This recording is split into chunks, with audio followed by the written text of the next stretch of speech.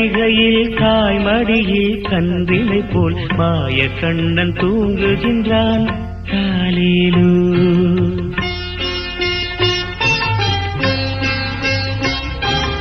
ஆயப்பாடி மாளிகையில் தாய்மடியில் கன்றினை போல் மாய கண்ணன் தூங்குகின்றான் காலேலு.